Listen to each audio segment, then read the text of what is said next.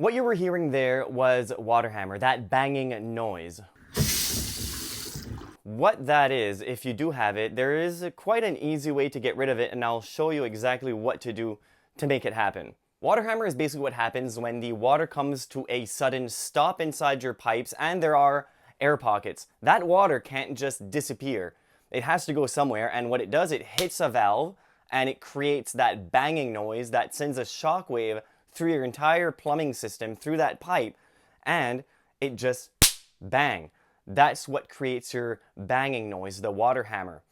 It's not only an annoyance, that water hammer, it can also damage your pipe, giving extra stress to your pipe, and it also is an indication that there is something wrong with your plumbing. Because if you ignore it, water hammer can loosen joints, wear out valves, and even cause leaks down the road. Dealing with it sooner rather than later can save you a ton of trouble and expenses. So let's start with the easiest method to get rid of this water hammer noise. The easiest and probably the method that is causing you the most headache. First thing that you need to do before beginning is turn off your main water supply. Usually it's in the basement. And turn it completely off, not letting any new water come into your pipes and letting you be able to drain all the water that's in the pipe. Start with your faucet, the highest faucet in the house. Then move down floor to floor, opening every faucet, shower head, and yes, even the laundry tub if you have one.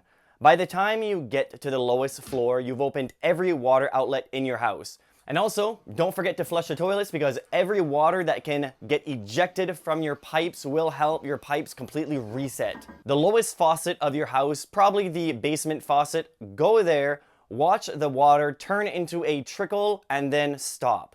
Now that the pipes are completely drained of water, the air is rushing back into the pipe, creating that cushion that we need so the water doesn't bang everywhere. Now it's time to refill the entire water system slowly. What you need to do is close off all of the faucet except the one at the top faucet. Leave that one on, leave that one open. Now gently turn the main water supply back on. Water will push the air through the system and you might hear some sputtering at first. That's normal.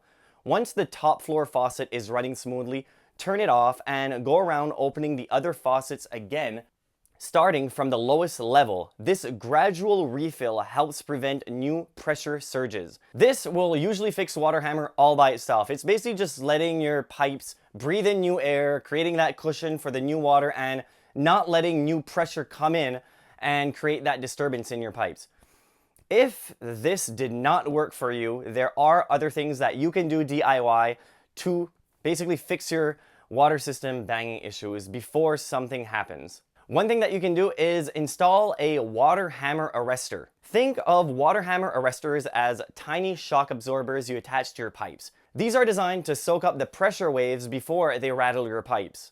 Install them near appliances known for sudden shutoffs like washing machines or dishwashers, or near faucets that bang a lot. They're a longer-term solution that works whether or not your pipe have air chambers.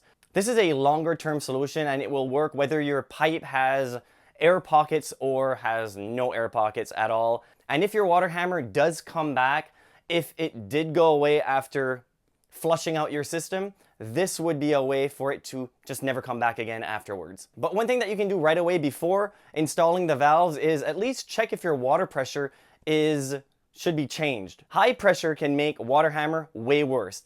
Ideally, you want your home's water pressure around 40 to 60 psi.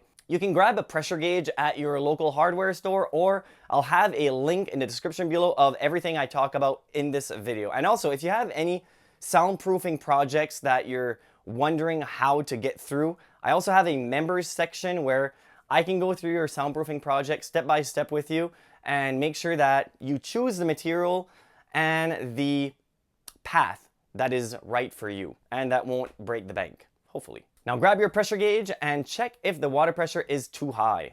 If it is too high, you can install or adjust a pressure reducing valve on your drain line.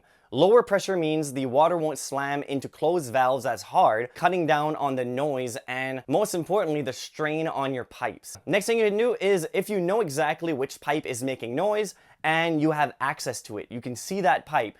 And when you open and shut off the valve, you actually see that pipe moving. And that moving sound, that vibrational noise, that wobbling, is what causes most of your noise issue. What you can do is secure that pipe onto the stud using a pipe clamp, but make sure that the pipe clamp also has a rubber backing on it just for that extra shock absorbent. Number 5 is maintain or add an additional air chambers in your house. If your house already has air chambers, short vertical pipes designed to trap air, they may have gotten waterlogged. Draining the system, as mentioned before, refreshes these chambers. If you don't have them or want more cushioning, a plumber can add new ones to help tame those pressure spikes. This will come at an additional cost, but may just be what you need. Number 6, if you're planning on renovating or have easy access to certain pipes, you could consider rerouting them from the living space or bedroom to somewhere in the home where you will not hear them. This is of course a more complicated and costly method, but if you are planning to have your walls ripped out or planning to work on your plumbing system anyway, then rerouting might just be what you need. But if you don't have the money or resources to hire a plumber and change all the piping, because that will cost a lot of money, you can just soundproof the wall where that water hammer is coming from. Add an additional layer of 5/8 of an inch drywall onto that wall to block some of that noise. Water hammer noise, since it's not a constant noise, it's a banging noise like thunder or dog barking, it's hard to completely soundproof that noise. Even adding some extra soundproofing onto the wall, like an extra layer of drywall to dampen, to block that noise, it's not going to completely block it. So just know that going in. It is going to mitigate it. If that is enough for you, then perfect. If you can live with hearing that water hammer half as loud. But hopefully you got to this point of the video and the only thing that you had to do was reset your plumbing system and you're good to go. If you did that, hopefully this video helped you get rid of that water hammer noise inside your home. And if you want more information on how to soundproof a wall, video right there. If you do want to go ahead to soundproof that water hammer noise behind that wall, this video can help get you exactly where you want to be. Thank you very much for watching. Until next time, assuming you subscribed. So it's been a few days and I figured I'd check. I just finished editing the video and I figured I'd check if it's still doing the water, or I guess if it's still not doing the water hammer after I fixed it about a week ago. Let's see. I still don't hear any water hammer, so that's good. Didn't have to add any water chambers or arresters. Just had to flush out the system, and after a few weeks, it's still good to go.